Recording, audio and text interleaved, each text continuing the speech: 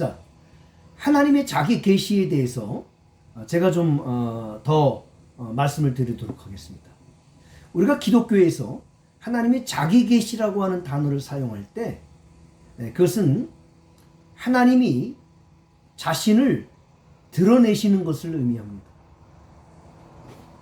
유한하고 제한된 인간에게 자신을 알리는 수단으로 사용하는 것이 계시입니다.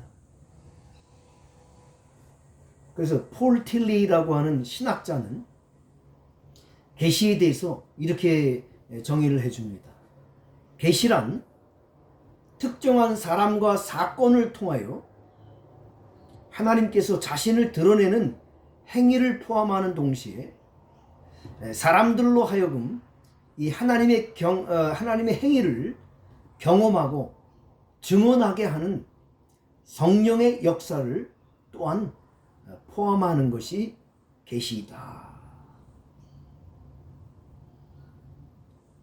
우리 개혁주의 신학에서 신앙과 신학에서 벨직 신앙 고백서를 받아들이고 인정하는데요. 이 벨직 신앙 고백서에 보면 하나님의 자기 계시에 두 가지 수단이 있다고 얘기를 합니다.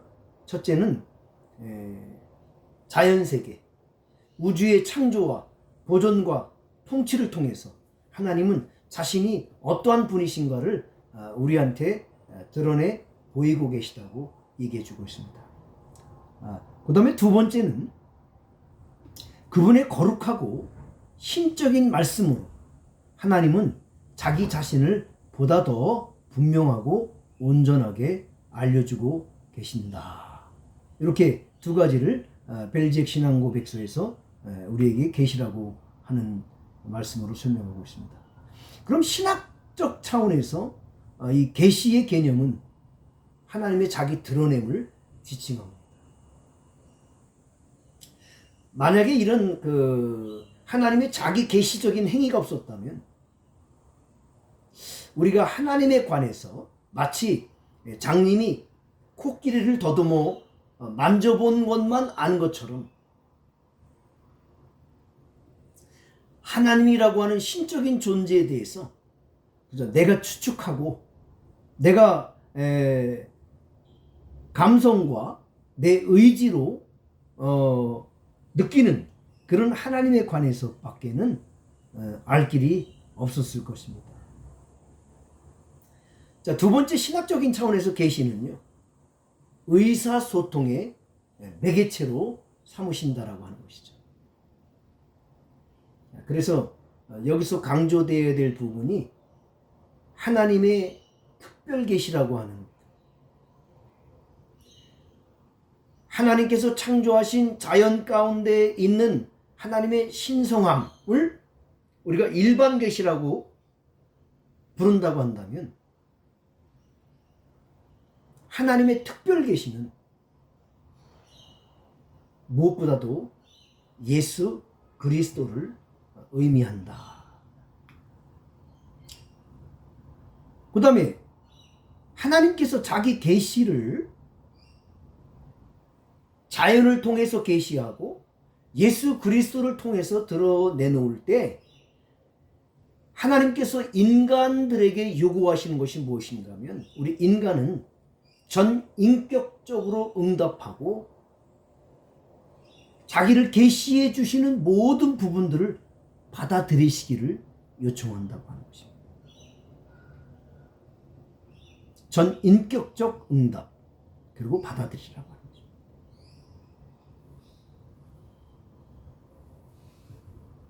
자, 마지막으로 신학적 차원에서 계시는 우리가 하나님, 그 다음에 하나님께서 지으신 우주 뿐만 아니라 우리 자신을 이해하는 데 있어서 새로운 해석을 제공해 주는 유익이 있다고 설명합니다. 아까도 제가 말씀을 드렸습니다마는 하나님의 자기 계시를 설명할 때 신학적인 면에서는 두 가지 계시를 얘기하죠. 일반 계시와 특별 계시.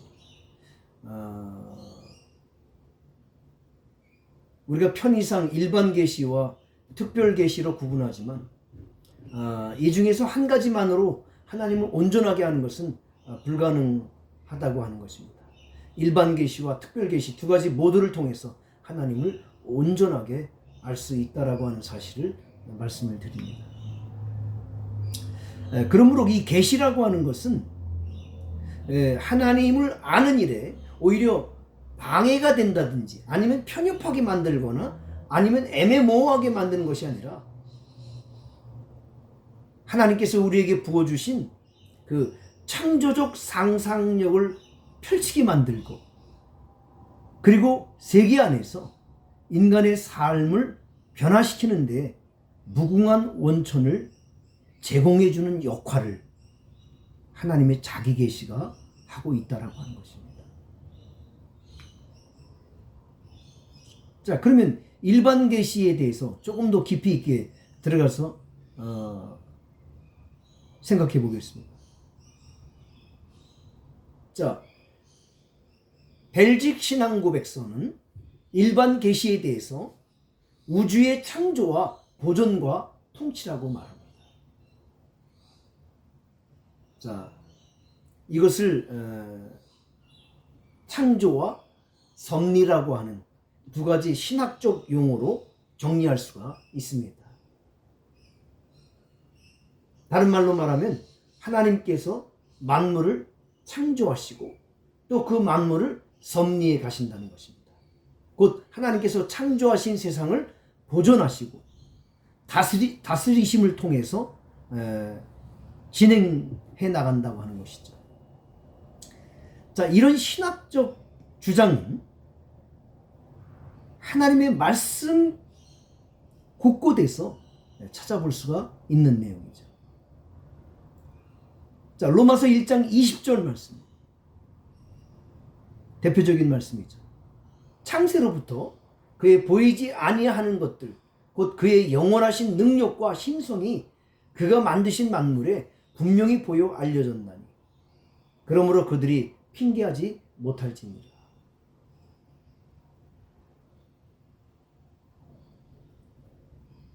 자연 가운데 우리가 별로 관심이 없는 것 같은데 여러분 시간을 내서 만물 가운데 있는 하나님의 신성함을 좀 내가 내 영의 한 부분으로 끌어들일 수 있는 시간들을 많이 가지시길 바랍니다. 자연은 치유하는 능력이 있어요. 그것을 하나님께서 그 만물 가운데 집어넣으신 거란 말이에요. 여러분 뭐 나는 자연인이다라고 하는 프로그램을 보면은 세상에서 암에 걸려가지고 의학으로 치유받을 수 없는 사람들이 자연 가운데 들어가서 회복되는 모습들을 간증하는 내용들이 나오잖아요. 저는 그것을 믿습니다. 왜냐하면 그 하나님께서 창조하신 만물 가운데는 오늘 로마 사도 바울이 로마서 1장 20절을 통해서 주장하고 있는 것처럼 그 자연 가운데 영원하신 하나님의 능력과 신성과 영이 충만하게 있기 때문에 그렇습니다. 자, 구약의 대표적인 말씀이 시편 19편에 기록되어 있죠.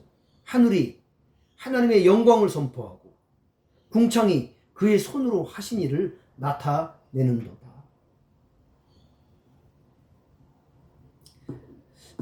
여러분 이 부분에서 제가 제 신앙과 신학의 노선과는 맞지 않지만은 매튜 폭스라고 하는 카톨릭 신학자가 쓴 원복이라고 하는 책을 제가 사서 읽어봤습니다. 오리지널 브레싱이라고 하는 책이 분도 출판사에서 발간이 됐습니다. 매튜 폭스라고 하는 영성신학자이고 책의 제목은 원복입니다. 분도 출판사.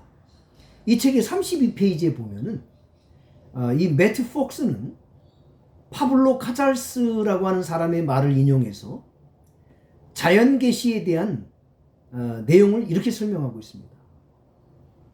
바다, 꽃, 하늘과 땅, 바람, 이 모든 것 안에서 나는 하나님이라고 부르는 존재를 본다. 여러분, 우리하고는 좀 노선이 다른 사람이지만 이 부분을 제가 다시 한번 좀 읽어드리고 싶습니다. 바다, 꽃, 하늘, 땅, 바람, 이 모든 것 안에서 나는 하나님이라고 부르는 존재를 본다. 여러분, 매튜 폭스는 이것을 갖다 만유 내재 신론이라고 불렀어. 페넨티이즘, 만유 내재 신론, 페넨티이즘, 이런 용어들은요, 신학생들이 반드시 우리 조성만 교수님, 저희들에게 조직신학을 가르치신 우리 은사 되시는 조성만 교수님은 뭐라고 표현했는가 하면 스타킹이라도 팔아서 내 것으로 삼으라고 하는 거예요. 만유 내재 신론, 페넨티이즘. 자, 만유 내재 신론, 뭐 이런 신학적 용어를 설명하려면 뭐 이신론은 무엇이냐, 범신론은 뭐냐, 팬티이즘은 뭐냐, 이런 것들을 이제 또 우리가 설명을 하게 될 것입니다. 이런 것들을 신학교 과정에서 배워야 우리가 잘못된 신앙 노선에 빠지지 않을 수 있고 성경을 바르게 해석할 수가 있다고 하는 것입니다. 제가 이 부분에 대해서는 시간을 따로 내어서 여러분들에게 좀 깊이 있게 설명을 드리도록 하겠습니다. 곧바로 제가 이 강의가 끝나자마자 만유 내재 신론에 대해서 무엇이 문제인지, 또 만유 내재 신론이 주장하는 바가 무엇인지를 좀 여러분들에게 간략하지만 혼란이 되지 않도록 우리 기독교의 창조론 유일신 사상과 무엇이 다른지 좀 한번 비교해서 설명해 드리도록 하겠습니다. 감사합니다.